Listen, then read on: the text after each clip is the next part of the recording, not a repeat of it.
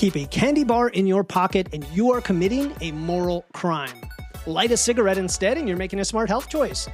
That was America in 1925 when weight loss meant counting calories, resisting sweets, and turning to tobacco companies for nutrition advice. Today you're going to discover in a very fun episode how the first diet bestseller in history revolutionized eating by reducing food to simple math, why cigarette companies waged war against candy manufacturers in the name of slimness, and the bizarre lengths people went to lose weight, from grape-only diets to swallowing parasites. These aren't just quirky footnotes from history. The echoes of 1920s diet culture still shape how we think about food, willpower, and our bodies today.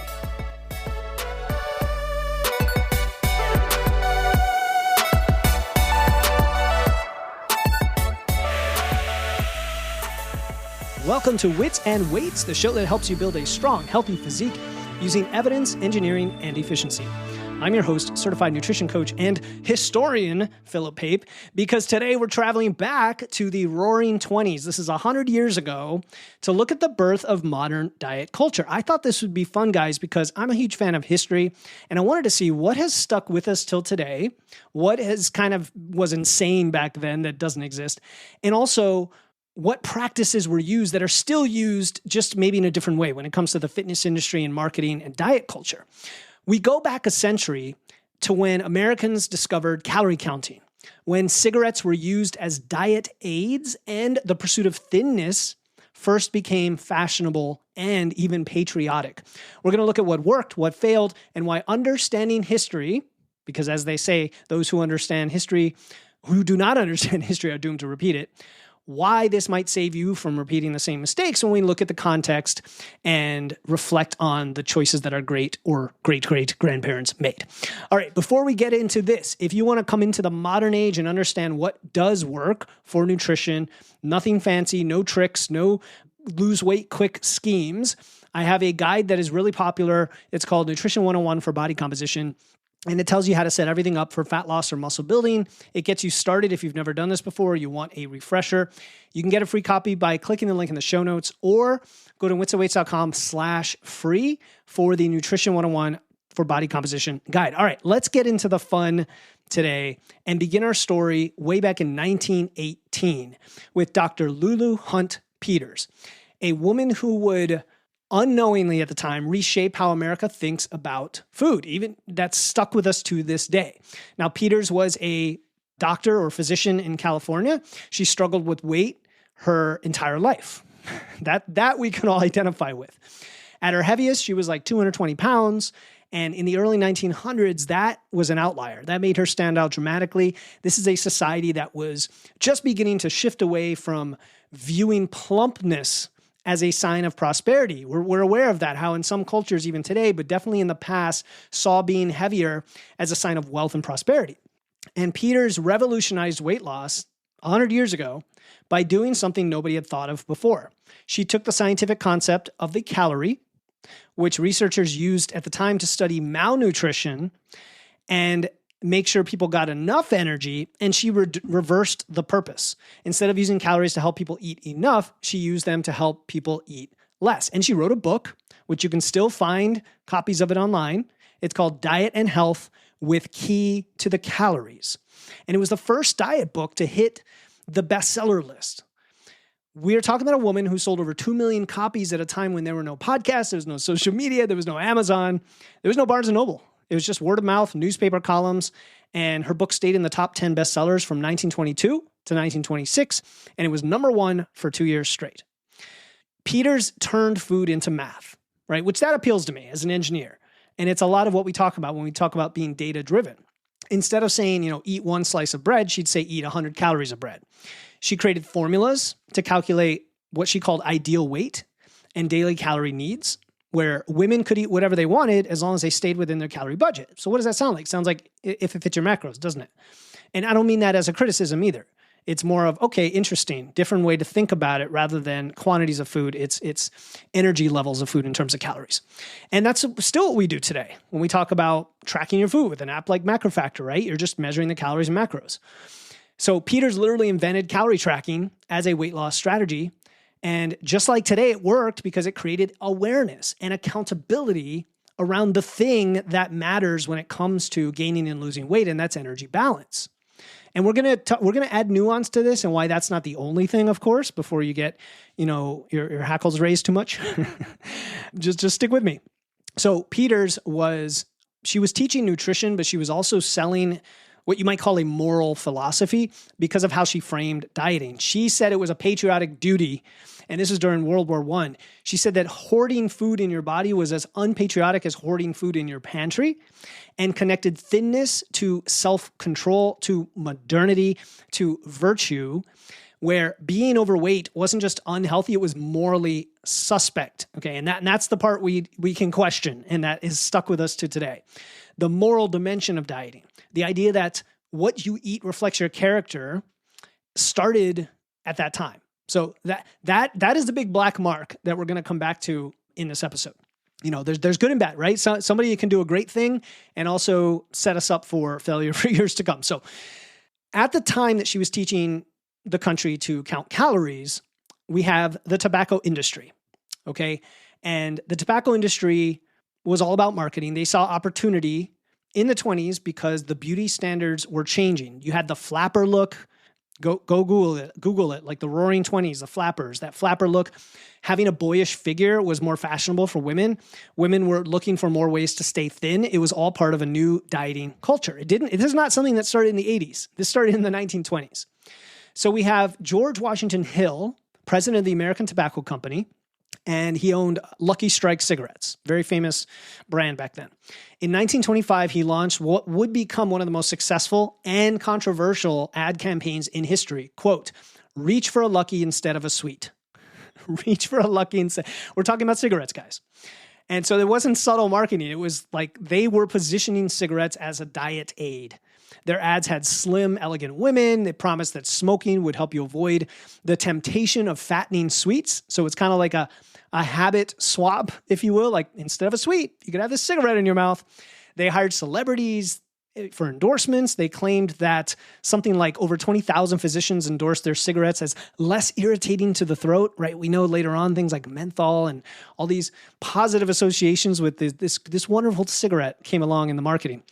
But it was really successful because their sales skyrocketed by, I think they tripled in 1 year because of this campaign. They went from 14 billion cigarettes in 1925 to 40 billion in 1930 and became the number one cigarette brand because of this focus on being slim. And then we have another health segment, the confectionery industry, the candy industry, right? So cigarettes and candy, right?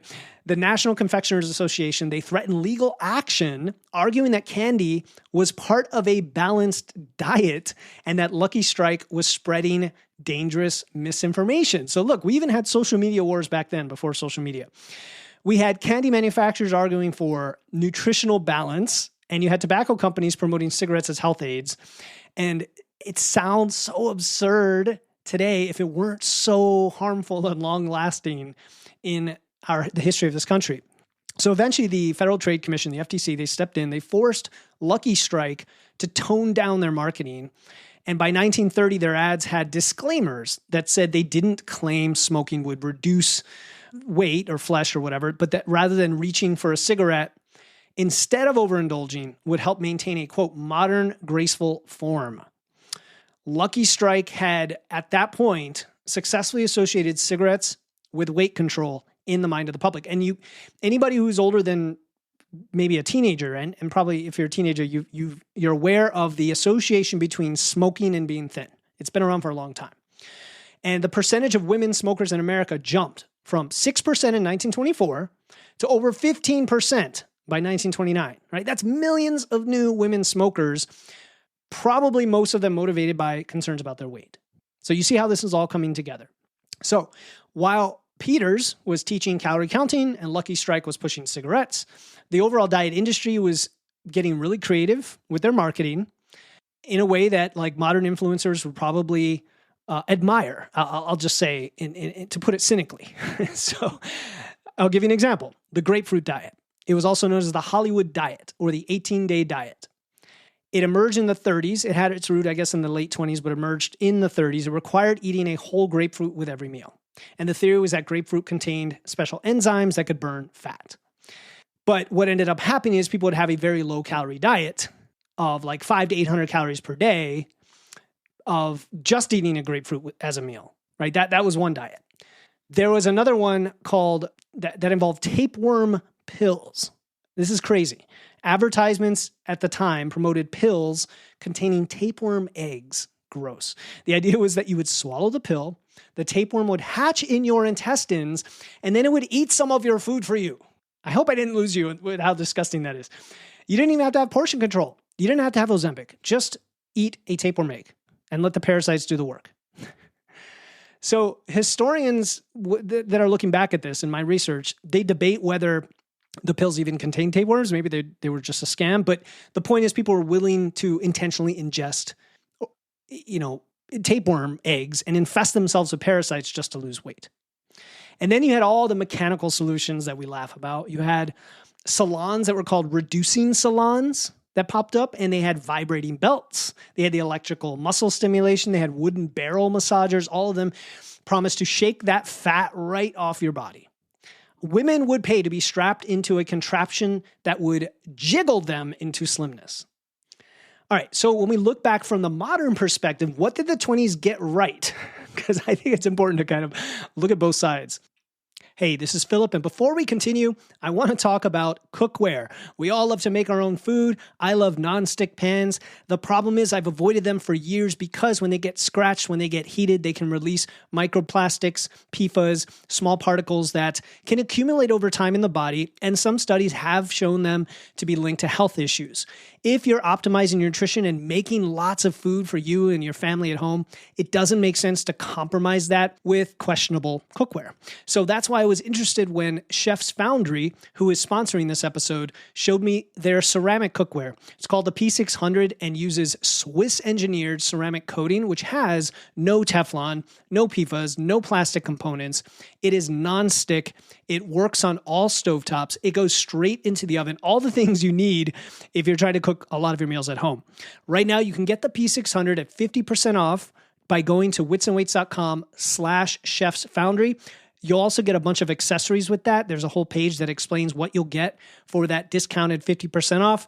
Go to witsandweights.com/chefsfoundry or click the link in the show notes. All right, let's get back to the show.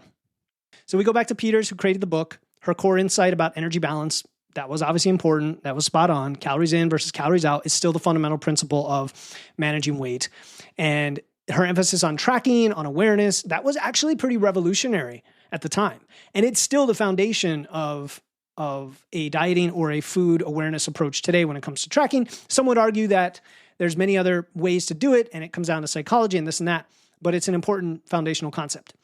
She also understood something many people today forget, and that is you have to make sustainable changes you can live with long term. Because she didn't ban food groups. She didn't require you to do anything exotic with your recipes. She had a very practical and flexible approach. So those are good things, right? Now, what about all the things they got wrong? Because that's pretty much where it ends. First is what I call reductionist approach to nutrition, where you're only focusing on calories, right? Peters only focused on calories, and you're not thinking about food quality and nutrient density and adequate vitamins and minerals, where you could technically follow such a plan and eat nothing but junk food, just like the art podcast I just did, the all junk food diet versus clean eating, right? It's that same thought. And you could eat nothing but candy and you could quote unquote lose weight, but you're going to have a lot of other problems, right? And the same mistake shows up today with the misnamed if it fits your macros approaches. And so I want to say it that way because if it fits your macros itself has been bastardized to mean not what it was originally intended. But we think of it often as just ignoring food quality, eating whatever you want as long as it fits your macros, right? But we know that nutrition quality matters for your health, for your satiety, and for the sustainability of your diet. So that's the first one, is that reductionist approach.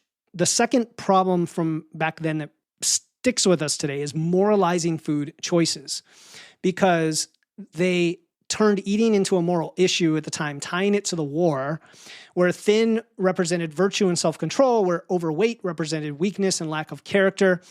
And we still see that today. right? Not just the moralization of food. I've talked that to death in other episodes, and even the idea of cheat meals, but the idea that it's about willpower and discipline, and that you are failing if you're not able to do this. The third thing is that the willingness to embrace dangerous quick fixes, right? The cigarette, the tapeworm examples, I know they're extreme, but they were happening, especially the cigarettes. That mindset is still with us today. The belief that there must be a hack, a shortcut, a secret that makes weight loss effortless, right? We see that in detox teas, fat-burning supplements, extreme elimination diets. The products change over the years, but the underlying promise is the same, that you can bypass the fundamentals of energy balance, because that's not going to work for you, right? No, that's not going to work for you. No, I don't need to change my behavior. I just need the right product, the right shortcut. So what we're really looking at here is the birth of diet culture as we know it today.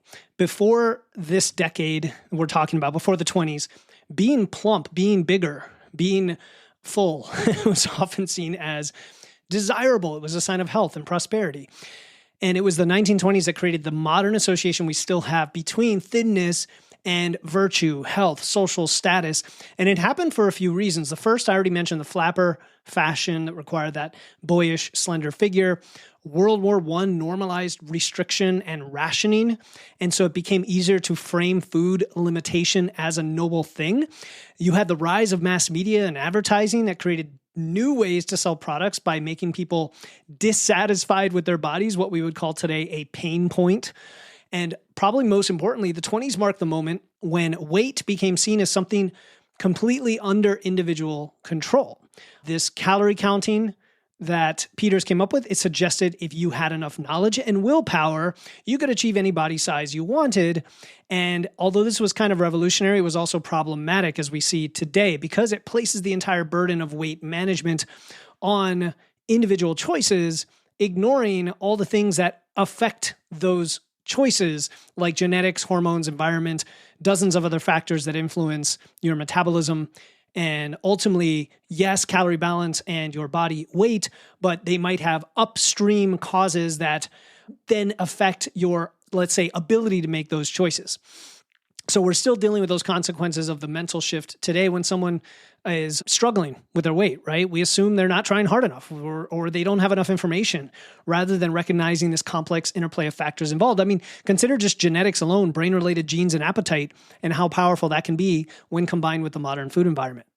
So all of these bizarre methods, all of these dangerous products, we can look at them from afar and say, oh, that's insane. What were they thinking? But the challenge that people faced back then was the same one we face today, right? We are still human beings, and we still want to balance enjoying food and social eating with maintaining a healthy body weight in an environment that makes it very, very easy to overconsume. And that's why I think it goes beyond just energy balance. Energy balance is the downstream effect of many, many upstream causes. Calorie counting does work, or tracking, I should say. Tracking your food works because it creates awareness and it creates structure. The cigarette ads were successful because they offered an alternative to food-based pleasure. The weird fad diets provided clear rules and a sense of control, right? And so none of these were perfect solutions. They were attempts to solve a problem that industrialization and food abundance had created that never existed before. And so what's different today, right now, in this moment in 2025, is we have the scientific knowledge to do this well, to do this much better. We understand protein's role in satiety and muscle. We know strength training increases your metabolic capacity, resilience, and health. We understand the importance of sleep and stress management, having a healthy relationship with food, how important that is, as well as sustainability. But somehow we are still drawn to the same types of solutions that our great-grandparents fell for. We still look for the magic food, the secret supplement, the perfect workout that's going to make everything effortless. So the 1920s do teach us something important. That's why I made this episode. The desire for quick fixes and simple solutions is deeply human, but also deeply misleading, because when you succeed, it's because you embrace fundamentals and principles that make it sustainable long-term so that you can keep doing the thing long past getting some intermediate result.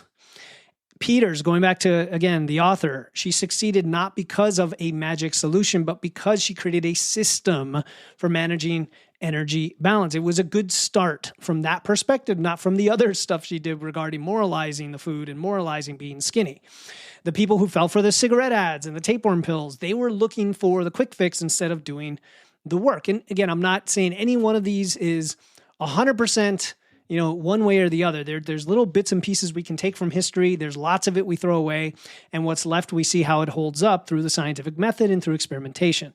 So today, we still have these magic pills. It might be intermittent fasting or keto or a carnivore diet or whatever new detox or other trend that promises to make weight management effortless. Obviously, we have now the weight loss medications, which I hesitate to put that exactly in the same category, even though let's say, certain type of person that might be seeking it out to avoid doing the lifestyle changes might fall under this category, as opposed to someone who's like, you know what, I want to do both. I understand the value of both, and one is a tool and one is a system I need to put in place. Either way, the underlying appeal is the same, that there's a shortcut around the fundamental work of building healthy habits. Not that you have to have willpower and make certain choices necessarily, but just we have to find a way to make it so that you can make those choices, if that makes sense. So the problem is what works is not exciting. It's not exciting. I try to make it exciting on the show, maybe, and once you get the result, you realize how exciting it is. But we're talking nutrient quality, protein, training, psychological aspects of behavior change, sleep management, stress, all that fun stuff. And it actually works. Those work, right? You don't need tapeworms, thank God. And those things work. All right. So as we wrap up this journey through history, through 1920s diet culture, just think about the lens of history and how every generation thinks it has discovered the secret to easy weight loss, right? The specifics always change. The methods change. The fundamentals are the same. That's what doesn't change. Dr. Lulu Hunt Peters, who wrote the book, she got it right when she focused on energy balance and practical tracking. She got it way wrong when she ignored food quality and turned eating into a moral issue. The tobacco industry, I think, got it all wrong, right? Promoting cigarettes as a health aid. But they understood human psychology. People want alternatives to restriction. It's just they provided a really awful alternative.